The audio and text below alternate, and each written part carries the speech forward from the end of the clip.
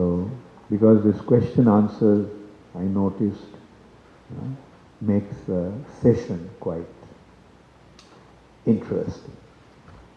Let's see. If there is no question, then I'll continue to speak. Okay, Sachin?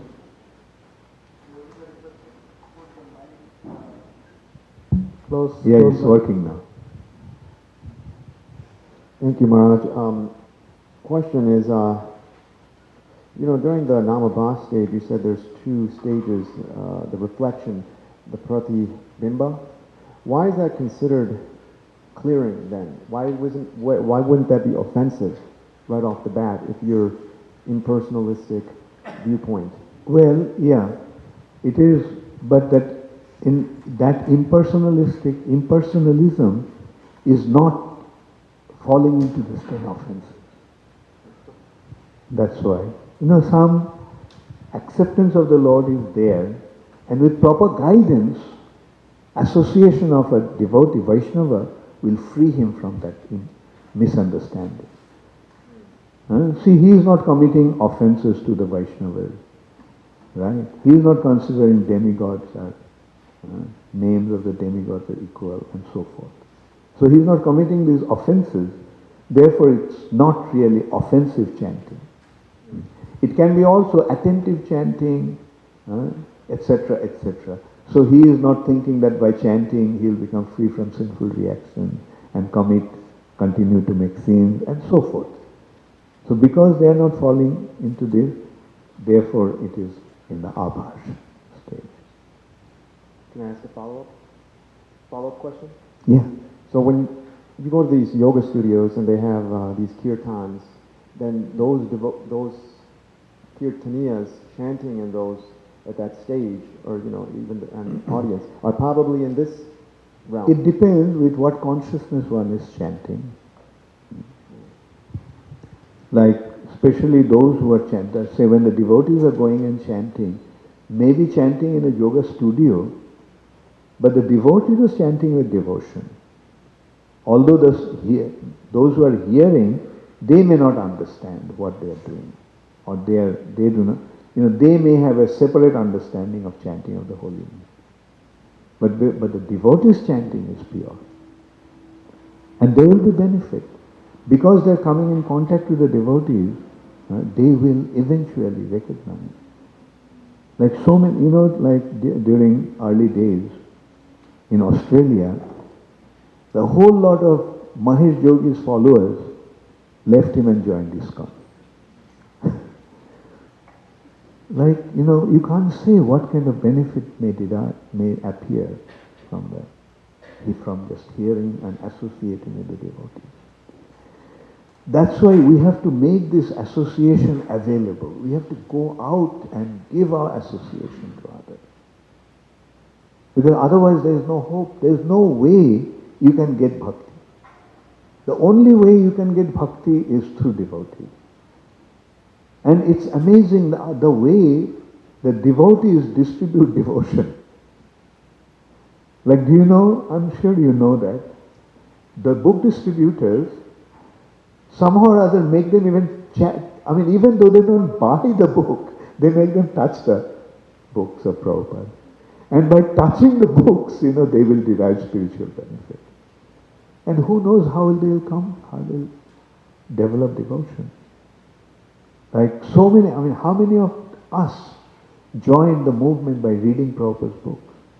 Now just consider, if the devotees didn't go out and distribute the books, where we would have been. Right? If the devotees did not go out appearing in a strange way, shaved head, sikha, kantimala, and marked face,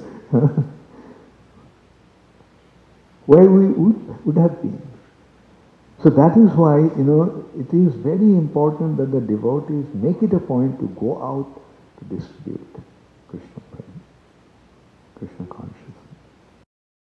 And it is only by the mercy of the devotees that one can get devotion, not by any other means. A Karmakanda section of the Vedas, Jnanakanda section of the Vedas cannot give devotion to Krishna. Yeah, you have a question at the back? Now, you Mataji, yellow sari, you raised your... Oh, you raised your hand? Okay. Oh, okay.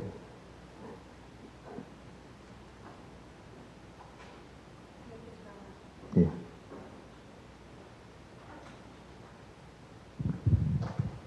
Hare Krishna Maharaj. You told about like Krishna expands into Balaram and then from Balaram comes Chaturvyuha. And where, like I heard even that there is a second expansion of Chaturvyuha, so it's before Vaikuntha Narayan or after Vaikuntha? No, this Chaturbhuha is with Narayan. Narayan has his Chaturbhuha. In Vaikuntha also, there is Chaturbhuha. And from that Shankarshan, you see, Dwarka Shankarshan is Mool Shankarshan, original Shankarshan. And then there is expansion Shankarshan. From that Shankarshan expands Mahavishnu. Thank you, Maharaj. Okay. Just to add on to that question, the Mula Chaturvyuha, what is the purpose of service, and then what is the purpose and service of the second Chaturvyuha? Yeah, the Mool Chaturbhuha is performing pastimes in Dwarka, right? And others, say for example, with Krishna, Shankarshan is there in Dwarka, who is an expansion of Balaram. Their pastimes are of one category. But in Vaikuntha, those Chaturbhuhas have different pastimes, not the same pastimes as Dwarka pastimes. That's the difference. So in the second, I guess, we have Mahavishnu will also Mahavishnu, from Mahavishnu comes the material creation. Krishna expands as Vishnu, Purushavatar, for dealing with this material nature, manifesting and maintaining this material nature. Yes, Utkrisht. Hare Krishna Maharaj. You were saying that Krishna is not different from his name, but is it okay to say that the name is a little more powerful than Krishna because the name is used to call Krishna? Say it again. Like you were saying that Krishna is the Yeah, Krishna is the same as his name, but isn't the holy name more powerful because the holy name is used to call Krishna? Like we chant the holy name to call Krishna. Yeah. But you may see, like in the material platform, there is a difference between calling and caller and called. Right? But in the spiritual context, it's not. Like when you're calling, that name is Krishna himself. But you can use it, like, that can be your feeling that, you're relating to Krishna in that way. You're calling out to him. That is fine. But the holy name itself, or rather, holy name himself, is Krishna himself. So that I'll come later on. Actually, there's a lot to speak. But I thought, I don't want to speak too much, then, you all get bored. So it's better to get into question-answer session. And there, lots of points come up, and they're quite relevant. So we will discuss about that briefly I'll just point out. The means and the goal. In the material platform, the means is different from the goal. Right? But in the case of the holy name is the means as well as the goal. To achieve Krishna, you chant the holy name, means. But the holy name is Krishna himself. You see? So this is the spiritual inconceivability of the spiritual reality. Yes, Nilamani?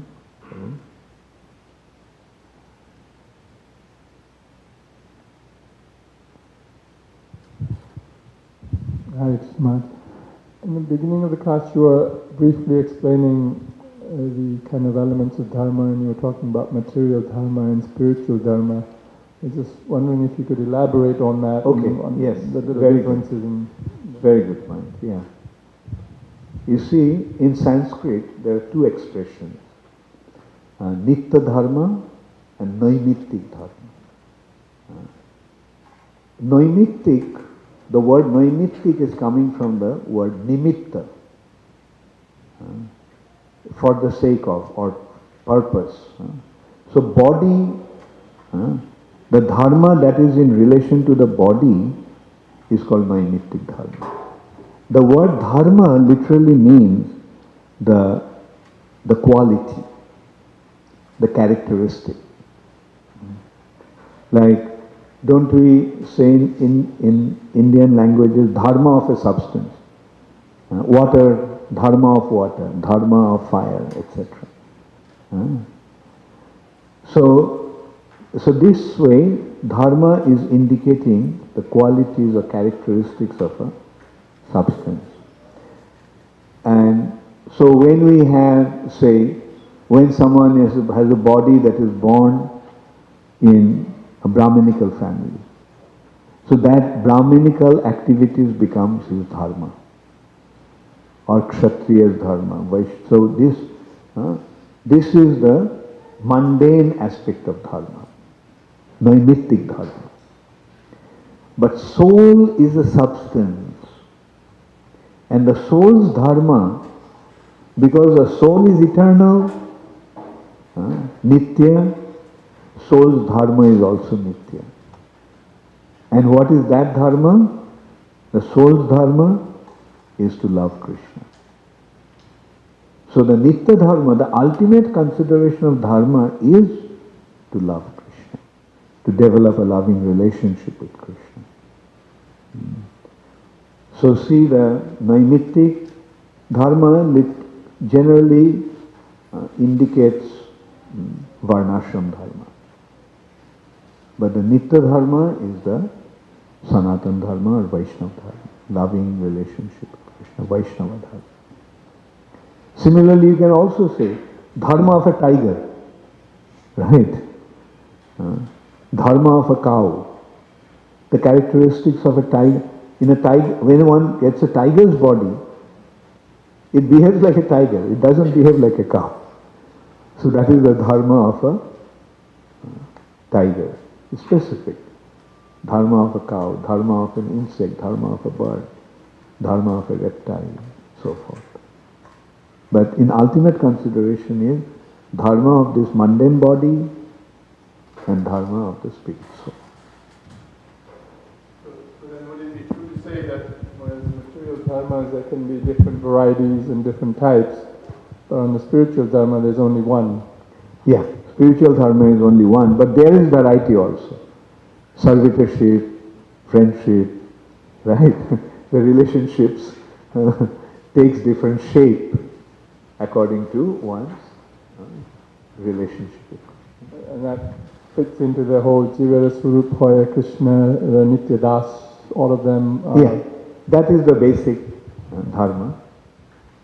But then, like the gopis will behave in a certain way, and cowherd boys will behave in some other way. Parents will behave in some way, the servants will behave in some other way. Thank you, Maharaj. Okay, since he is close by, give him the thing and then we'll take Krishna chant. Hare Krishna Maharaj, thank you for your elaborate discourse. It was wonderful. Thank you. You were speaking about the importance of giving association, and I kind of have two questions in one about giving association. One is, how do we remain humble when identifying that this is a circumstance or situation where I can give association, and when giving that association, what are means and how we can do so where we're not imposing or telling people what to do, how to do it, when people don't like to hear that sometimes of what, how to do things. And The safest way is to consider that Krishna is watching. Right? Then our act will become proper. So if we are giving, say, if our attitude is wrong, in some way, say, giving association, being proud and puffed up, is that the right attitude? No. But generally we fail to recognize that. So, but on the other hand, if we consider that Krishna is watching me, how I am behaving, then my activity will become proper. Right? And then how will you feel when Krishna says, why are you so puffed up? You are supposed to give them your association, give it to them properly. Maintain a humble attitude. Who do you think you are? So automatically we become straightened out. So that is why it's always important to consider that Krishna is watching us. And that is what's going to solve all our problems. And then we can come to the next consideration. Like, you see, humbleness is a product of a relative consideration. When you are in front of a subordinate or inferior, then you'll automatically develop the attitude of being superior. Isn't it? Like, for example, like, say, the father in front of the son. He assumes his normal role of being the father. He doesn't have to become humble in front of his son, because his son is his subordinate. When, in this way, a superior deals with an inferior, the natural tendency to develop this attitude of superiority is there. And in the material nature, the problem is that we are in a nature, we are in a domain which is inferior to us. Meaning, we are spirit souls and we are in the world of matter. So it's natural that we will develop this attitude of being arrogant, attitude of feeling superior. Therefore, in order to become humble, we have to recognize the greatness of others, and especially greatness of Krishna. Compared to Krishna, who are we?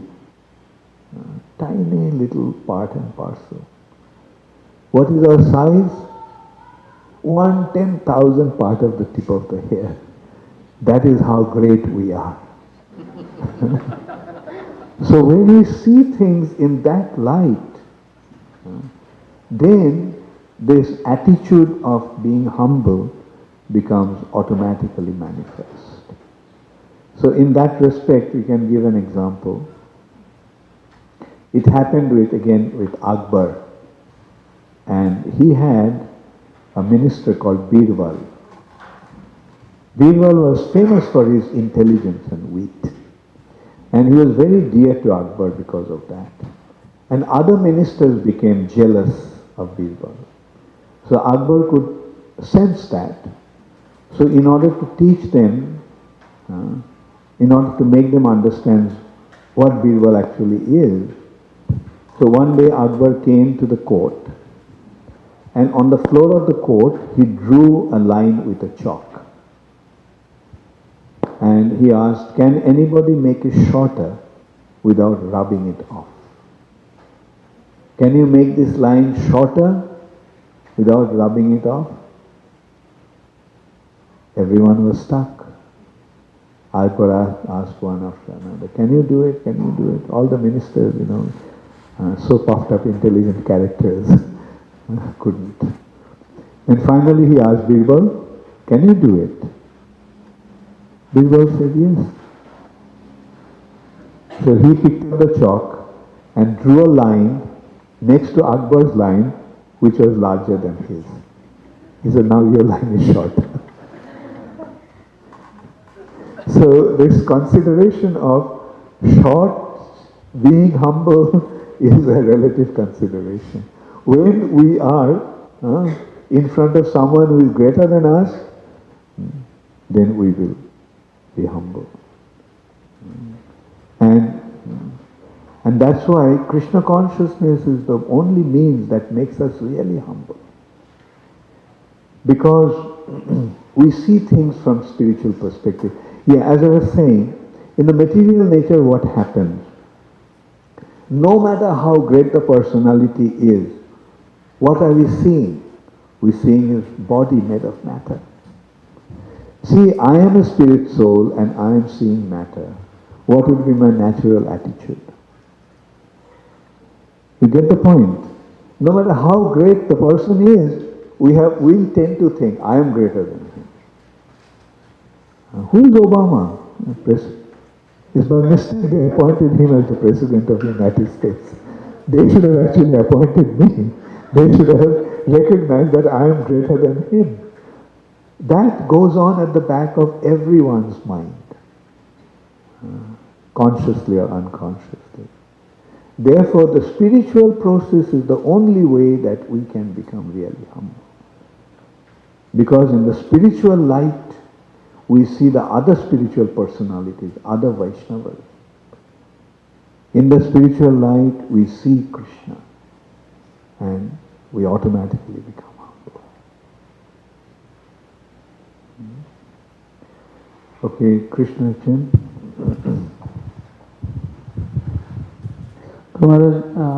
Regarding the clearing of offenses. Clearing of? Offenses. Okay.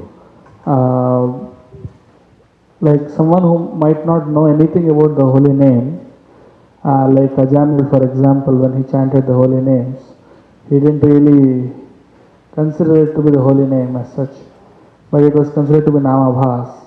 And similarly, also when a devotee gets freed from the offenses, it's also Namabhas. So is there a difference between someone who doesn't know what the holy name is and chants as Namabhas? You see, the clearing stage is not in relation to the offenses.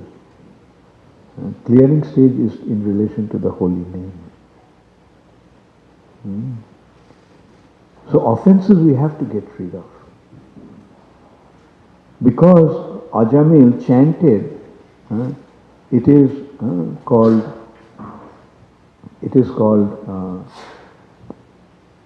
impression Namabhas. See, he did not call out to Krishna, right? He called his son. But because the name he chanted is Narayan, it became Namabhas. We'll discuss about that.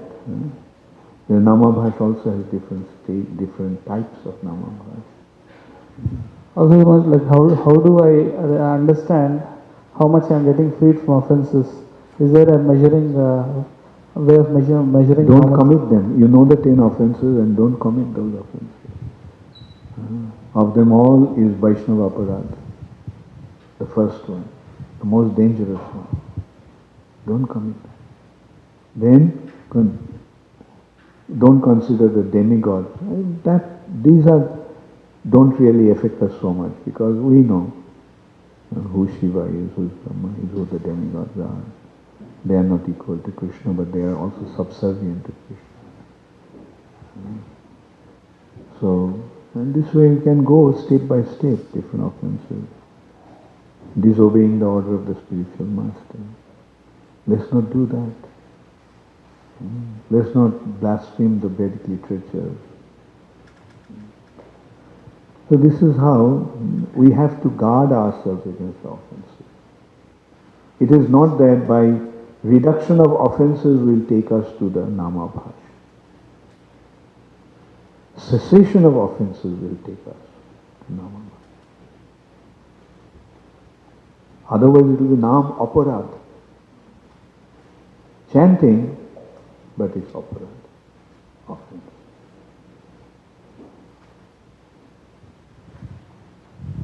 Yes. Hare Krishna Maharaj, thank you for a wonderful lecture and going so much deep into subjects. Maharaj, may I request you to explain a little more on what's the purpose of Krishna's expansion in Vasudev, Sankarshan, Pradyumna and Anuruddha, and how do we relate to that? What's their... Well, briefly I will tell, but mind you, after this session, after this 3 days of Harinaam Chintamani, we'll discuss about Krishna's pastimes out of Vrindavan. There we'll elaborately discuss about that. You see, when Krishna expands from Vrindavan, his first expansion is Vasudeva, the son of Vasudeva and Devaki. The original Krishna is not the son of Vasudeva and Devaki. Original Krishna is the son of Nanda Maharaj and Mother Jashoda. Jashoda jinki maiya hai, Nanda ji bapaiya hai. That's original Krishna. Actually, that song says a lot. Krishna jinka naam hai, Gokula jinka dham hai, na Dwarka jinka dham hai. You understand Hindi? Yeah, okay. So that is the original Krishna. His first expansion is Vasudeva Krishna. And Balaram is Sankarshan. Vasudev, Sankarshan. Then Krishna got married to Rukmini in Dwarka. And their first son is Pradyumna. Pradyumna is Kamdev, Ananga, who lost his body. Lord Shiva burnt him to ashes. He lost his body. And his son is Aniruddha. Pradyumna's son is Aniruddha. Pradyumna got married to Mayavati. That's another, I'll tell you all those. That Krishna's pastimes out of Vrindavan is very exciting actually.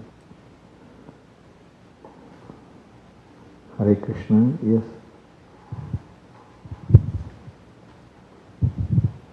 Krishna Guru Maharaj. So Guru Maharaj, like holy name is not different from Krishna, but when people are doing their prescribed rounds, in the morning when we do our 16 rounds, so some people prefer it to take shower and do it. Sometimes people do it without taking shower. Sometimes they are sitting or lying down and doing the rounds and things like that. So, okay, something good, about that. Good, very good point. Niyamita smaranena kala. In chanting the holy name, there is no such consideration of rules and regulations. You can chant any time, under any circumstances, anywhere, in any condition. So that's why Mahaprabhu is saying in the second verse, Niyamita smaranena kala. In order to remembering the holy name, in order to chanting the holy name, there is no restrictions of time, place, etc. Simple question can be like common sense consideration. At the time of death, will you have time to chant? Have your shower? Probably not. Right. So that is what Mahaprabhu indicated. Anytime, anywhere. Even in your sleep you chant.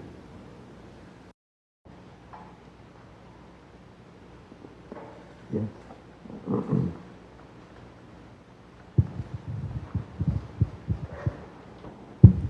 Hare Krishna Maharaj. I was wondering, the mind is a very busy place, at least mine is, and how can we improve the focus of our chanting? Do you have suggestions for that? Very good point. Like, while you are chanting, make it a point to hear. Like, how do you receive sound? Can you receive sound with your hand? Can you receive sound with your eyes? How do you receive sound? Like that. So receive the sound vibration with your ears.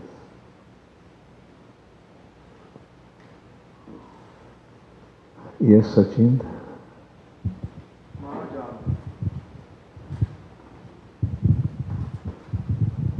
One of the offenses is to instruct a faithless person about the glories of the holy name. How do we avoid that while you're preaching to people about glories? Prabhupada said, for the sake of preaching, we can risk it.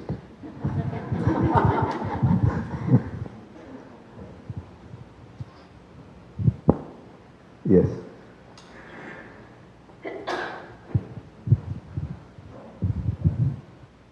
Thank you for the nice class. My question is in relation to your point when you were laying down the framework, saying the biggest reason for inattentiveness is because we don't fully appreciate or what we have. So then I was meditating on this further. We meditate on, we read to increase our appreciation. We associate with devotees who have more taste and more appreciation for the holy name. But sometimes still that fades. So I was just wondering if you have any, just suggestions on how we, I guess, sustain this appreciation, because that, it regularly leads to inattentiveness. Yeah, well, the first is, our main consideration is to remain in the association of devotees, where you'll have the opportunity to hear the glory of the holy name, read the scriptures, Srila Prabhupada's books, and Prabhupada so emphatically pointed out. So that is how the appreciation will develop. Like, hearing is very important in developing appreciation. Do you know how Rukmini fell in love with Krishna? Rukmini never met Krishna. She heard Narad Muni telling her father about Krishna. And just by hearing about Krishna, she fell in love. So that means appreciation. So this appreciation develops from proper hearing. So can you imagine the glory of the holy name? Like in one word, what can be done is, like when you are hearing the glory of Krishna, just put it into the holy name. This holy name is this.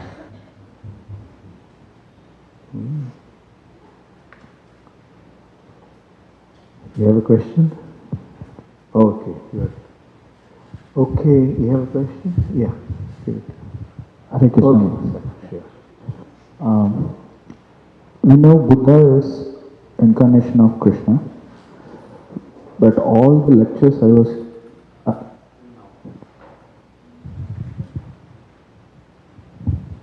till now, nobody was talking about the pastimes of Buddha and his teachings. So is there anything we are talking about? How long you have been hearing the lectures? Maybe 6-7 years. Oh, is it? Yeah. Okay. Okay. Do you want to hear? Okay. Lord Buddha came to stop animal sacrifice that was going on in the name of the Vedic sacrifice. Innumerable animals are being slaughtered. Like it has been described in this way, Nindasi yagga videraha shruti jatan sadaya hridaya darshita poshughatam Keshavadhrita. Keshav means Krishna. Keshavadhrita Buddha Sharira appeared as Lord Buddha. So, seeing animals are being slaughtered in the name of Yagyavidhi, sacrifice of the Vedas. His Sadaya Ridhaya, his merciful heart, became afflicted. Therefore, in order to stop that animal sacrifice, he appeared as Buddha. So he came with a specific purpose. And as you said, that you don't hear so much about Lord Buddha's pastime, because Buddha actually came to achieve a specific mission which involved rejecting the Vedic literature. Buddha, in order to stop animal sacrifice, he started a new path. He indicated a new path, which was not in conformity with the Vedas. Because, you see, the animal sacrifice was going on in the name of the Vedas. So, what is the best way to stop it? Reject the Vedas. There is no need to follow the Vedas. And that's how he stopped the animal sacrifice. And because he rejected the Vedas, there was a need to re-establish the Vedas. And that's why Lord Shiva came as Shankaracharya. After Buddha came Shankaracharya, and Shankaracharya re-established the Vedas. So that is Buddha's pastime in brief. Alright? Yes.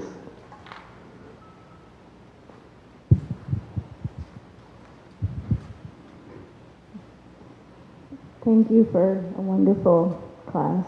My question is, in concentration while chanting the holy names or reading or hearing of the pastimes of Lord Krishna, do we build our strength to keep doing more and more chanting by our concentration? Yes, very good. Keep chanting more and more, fixing your mind on it. Right? That's the remedy. Yes, last question.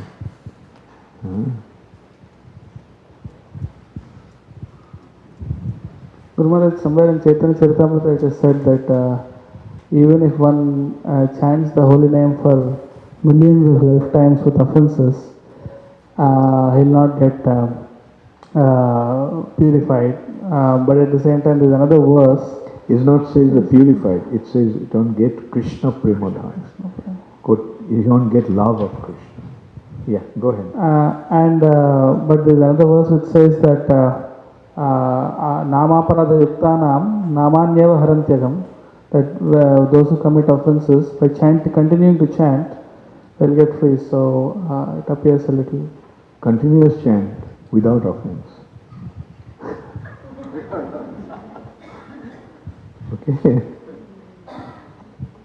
If you chant offensively, then, millions of lifetimes of chanting won't take us anywhere.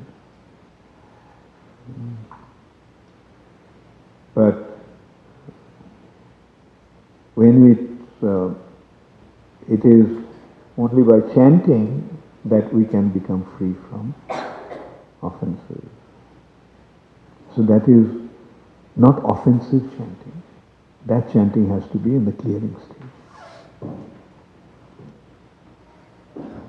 Hare Krishna, Gaur Premanande, Hare Hare. Srila Prabhupada ki.